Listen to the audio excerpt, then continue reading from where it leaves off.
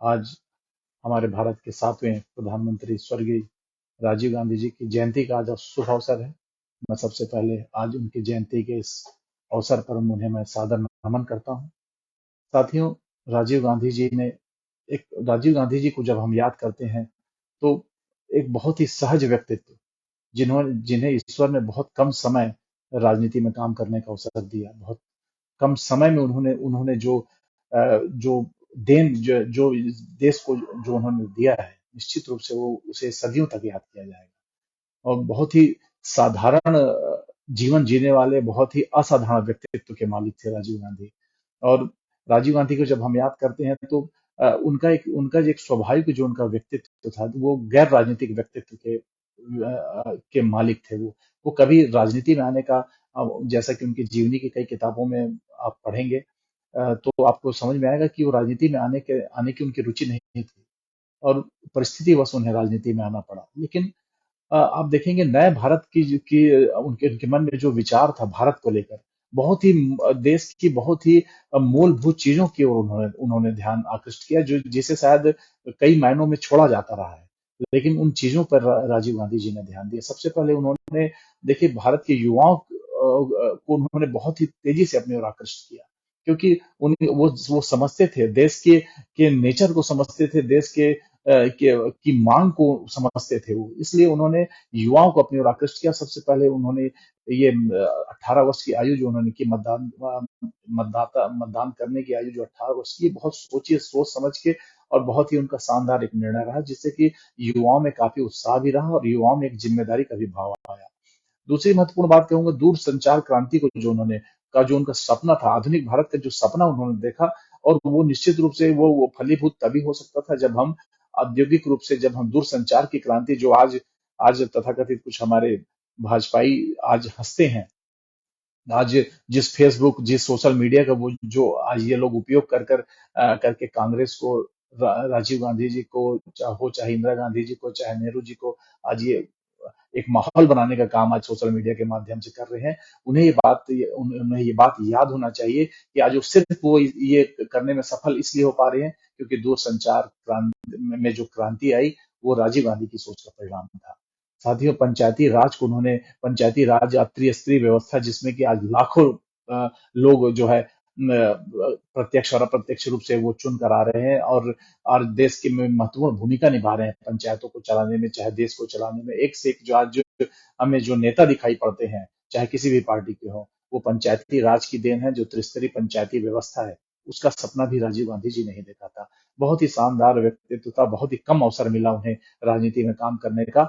अब देखिए, कोई व्यक्ति पूर्ण नहीं होता साथियों। हर कोई, चाहे कोई भी व्यक्ति हो, वो कभी राजनीति में 100% के राजनीतिक महत्वाकांक्षाओं में, राजनीतिक अपेक्षाओं में कोई 100% खरा कोई भी नहीं उतर सकता।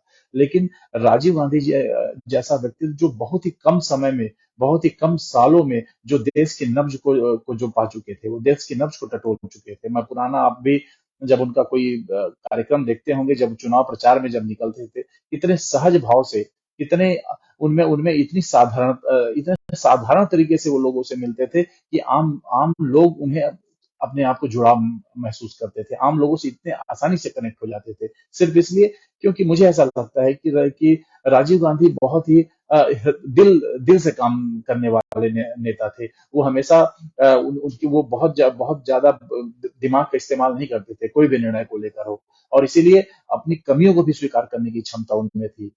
एक दो उनका जो स्टेटमेंट है, जिसमें आज जो भारतीय जनता पार्टी के लोग जिन्हें आज अपना हथियार बनाकर इस्तेमाल करते हैं, वो उनकी सहजता थी, वो उनकी उनकी क्षमता थी, उनको सच्चाई को स्वीकार करने की उनकी क्षमता थी। और आज हमें बहुत याद आते हैं राजीव गांधी। आज मुझे लगता है कि यदि राजीव गांधी आज होते, तो हमारे देश की दिशा कुछ और होती। आज हमारा देश किसी और ही स्थिति में होता साथियों।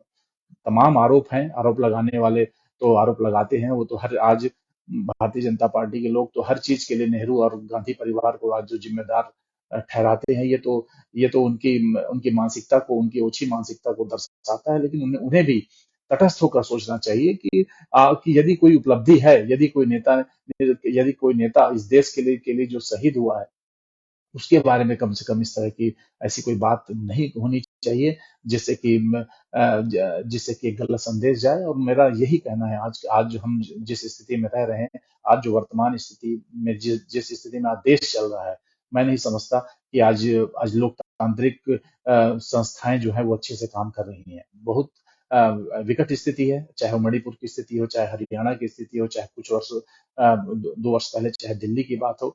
धर्म आधारित राजनीति का का लंबा जीवन नहीं है साथियों। धर्म आधारित राजनीति का जीवन बहुत छोटा है, और इसमें सबसे दुख की बात है कि इस राजनीति का परिणाम जो है वो भोगने वाला वो आम व्यक्ति होता है, आम जन होता है। कभी किसी नेता की हानि नहीं होती, इसमें आम व्यक्ति की हानि होती है।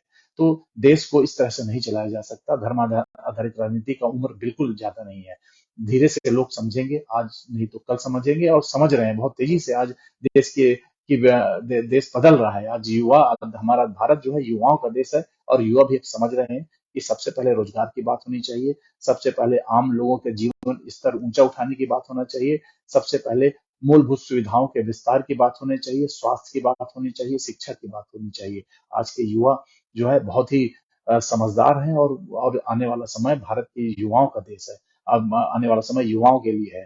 तो आज के दिन में मैं एक बार फिर से स्वर्गीय राजीव गांधी जी के को सादर नमन करते हुए अपनी बात को समाप्त करना चाहूंगा। और एक बात जाते जाते कह दूं साथियों कि आज एक राजनीतिक बात करना चाहता हूं आपसे, कि एक आज ही विजय बघेल जी का आगमन हुआ था लोरमी, और उनके द्वारा एक यहाँ पत्रकार साथियों से बात करते हुए उन्होंने एक बात कही कि कांग्रेस जो है, कांग्रेस का पैसा जो है वो जो है उसे जो है दूसरे राज्य में चुनाव के लिए एटीएम का काम कर रही है हमारी छत्तीसगढ़ की सरकार।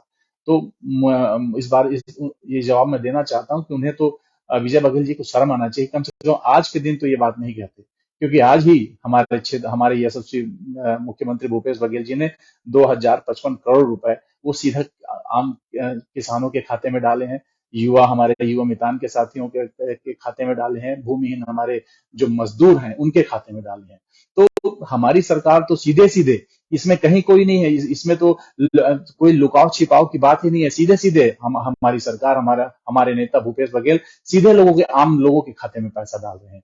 तो इन्हें तो शर्म आना चाहिए। इन्हें तो, इनका पैसा कहाँ जाता है, जो इनके जो पैरेलल अर्थव्यवस्था जो अंबानी और अडानी के माध्यम से चलती है, तो इनके एटीएम तो वही है जो आज संस्थाओं को बेचकर, भारत की जो जो सरकारी संस्थाओं को बेचकर जो अंबानी और अडानी जैसे उद्योगपतियों के हवाले ये लोग कर रहे हैं। ये तो उन्हें ये बात को सोचना चाहिए कि उनका एटीएम कौन है।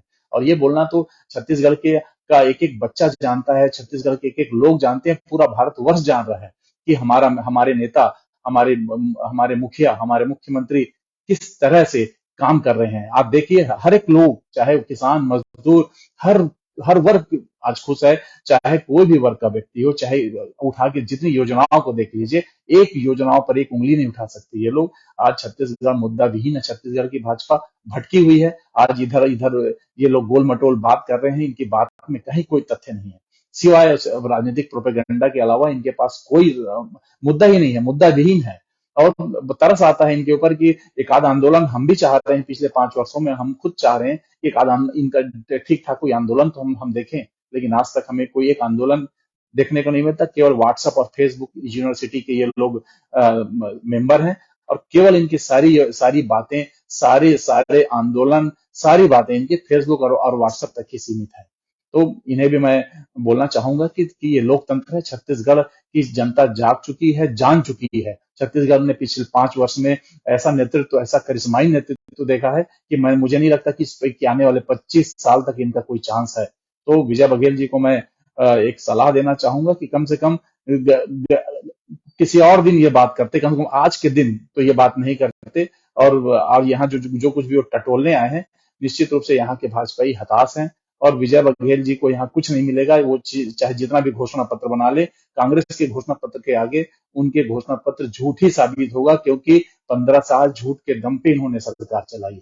तो इनके मुंह से बात, ये जनता की विश्वसनीयता पूरी तरह से खो चुके हैं। जनता इनकी कोई बात नहीं मानने वाली। यदि ये आज बोले कि हम 5,000 क्विंटल धान की कीमत देंगे, तो भी ये जनता इनकी बात को नहीं मानेगी, क्योंकि ये 15 साल के इनके कार्यकाल तो इन्होंने झूठ पे निकाल दिया। और आगे भी हमारे छत्तीसगढ़ की जनता समझदार हो चुकी है, और एक ऐसे नेतृत्व को देख चुकी है जो सच बोलता है और जो बोलता है वो करता है। तो स्वाभाविक सी बात है, ये हताश निराश लोग इस तरह की उटपटांग बात करते रहेंगे। मेरा एक बार सबसे छत्तीसगढ़ के हमारे युवा साथियों से, हमारे मतदाता साथियों से निवेदन है, इस बार 2023 का जो चुनाव होने वाला है साथियों, कई मायनों में बहुत महत्वपूर्ण चुनाव है। ये आपका भी भविष्य निर्धारित करेगा और आने वाले छत्तीसगढ़ को भी गढ़ने का ये वर्ष होगा 2023 से लेकर 28 का जो है कार्यकाल। इस इस हवन में, इसमें आपकी सहभागिता मैं चाहूंगा कि पूरे जागरूक होकर, पूरे उत्साह के साथ आप लोग भी जागरूक होइए। और मैं युवा मतदाता साथियों से निवेदन करूंगा कि जिन्होंने अभी उनका नाम जोड़ने काटने का चल भी रहा है, 31 अगस्त तक आखिरी दिन है, सभी युवा साथियों से निवेदन करूंगा कि अपना नाम अवश्य जुड़वाएं, एक वोट करें, अपना अपने अधिकार का प्रयोग करें और एक बार फिर से यशस्वी मुख्यमंत्री भूपेश बघेल जी के नेतृत्व को एक ताकत दें और फिर से छत्तीसगढ़ में कांग्रेस की सरकार बनाए। बहुत बहुत धन्यवाद।